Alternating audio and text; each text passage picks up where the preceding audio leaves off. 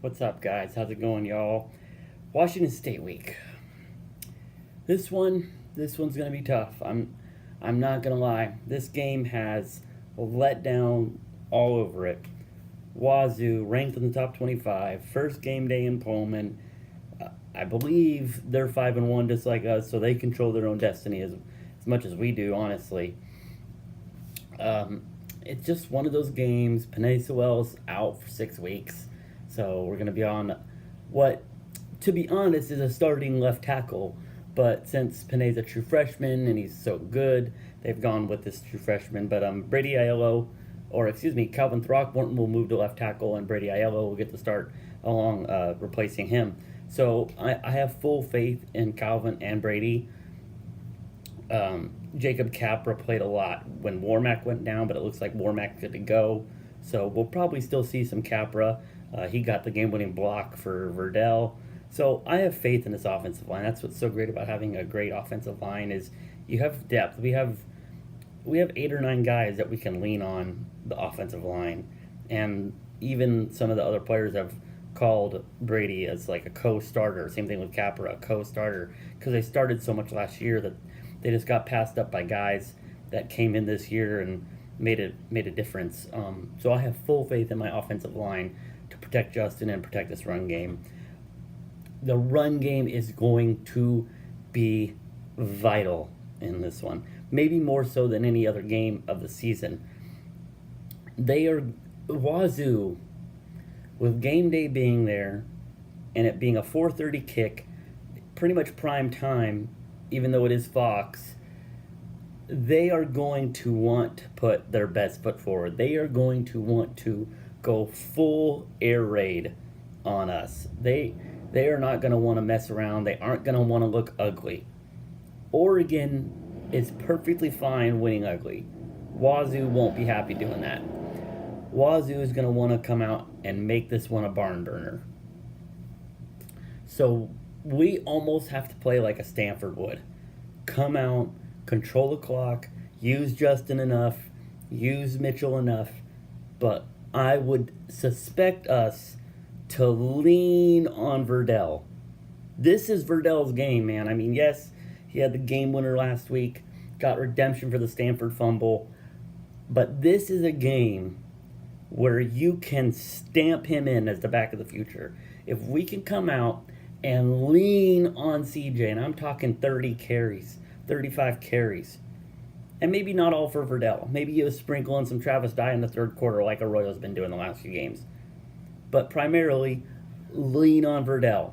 I am perfectly happy not having Tony run the ball on the offense. Leave Tony out of the kicking squad. Perfectly happy. I don't know what it is. I've just never been a Tony Brooks James fan behind in the backfield. Yes, he's electric in the kicking game. He just has not done it for me. He does not tickle my fancy when it comes to him running the ball on offense. Especially when we got a guy like CJ Verdell, a guy that can be that guy. I have full faith in CJ Verdell. Just like I have full faith in Justin. And I'm not saying Justin couldn't win us this game if we have to come out and start passing the ball in the second half to put some points on, maybe get some separation. Let's do that. But primarily, to begin the game, I expect this to be a crystal ball type of offense where we lean on that running game. And if it's running back by committee, if that's Tony, if that's CJ, if that's Travis, Darian Felix is still a couple weeks away, I hear, so it'll be probably those 3 guys. But if it's running back by committee, great. If it's all CJ, great. If you sprinkle in some Dye, like I said, that's fine too. I would like to see the tight ends get involved in this game. Maybe Kano Dillon. I've been shocked we haven't seen any Tabari Hines. But granted, it's been the Dylan Mitchell show lately, so you sprinkle in some Johnny Johnson, maybe some Jalen Redd. Really shocked you haven't seen much of Brendan Schooler this season. I don't know where he's been, so maybe sprinkle him in a little bit. But mostly, it's going to be control the clock because Wazoo is going to want to throw all over our secondary. And Apelu, the linebacker, proved that he can't cover. Apelu's not used to covering. He's a run stopper, and he's really damn good at run stopping. He's a great run stop linebacker. He was not asked to cover. He was asked to cover against Washington. He got burned by their tight end. So Wazoo is probably licking their lips at our coverage. And I would be shocked if Oregon came out and tried to go blow for blow with them. I'd be shocked if a crystal ball led team that is priding itself on dominating the lines is going to come out and try and go shot for shot with Leach. That would astonish me. So I expect a ground and pound. I expect maybe even a couple tight end sets, but I expect this to be Verdell's coming out party. Because Verdell's ready. Verdell is the back of the future. All you young fans, all you fans out there, get ready for the CJ Verdell show in the next 2 years. Because he's just a redshirt freshman.